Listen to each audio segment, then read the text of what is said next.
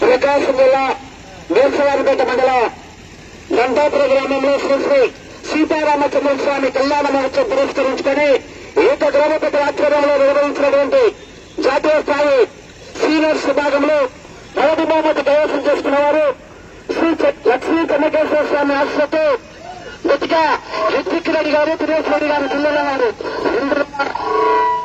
47 అడుగుల పదించలాగి మొదటి బహుమతి 70,000 రూపాయలు కైవసం చేసుకున్నారు. రెండో బహుమతి టీవీఎస్ రావణూరు వీరాస్వామి గారు పల్లిపుర 1864 అడుగులాగి రెండో బహుమతి 50,000 రూపాయలు కైవసం చేసుకున్నారు.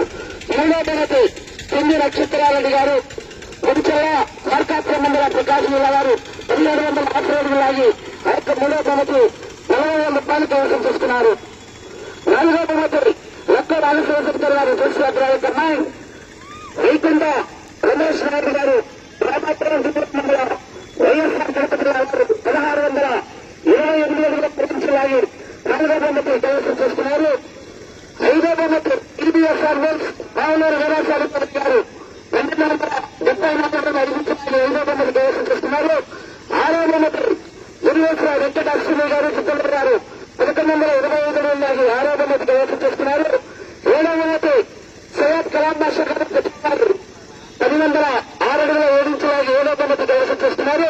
ఎనిమిదో బహుమతి కృష్ణ వెంకటేశ్వర్లు గారు ఎనిమికల్లు గారు 750 అడుగులాగి ఎనిమిదో బహుమతి కైవసం చేసుకున్నారు.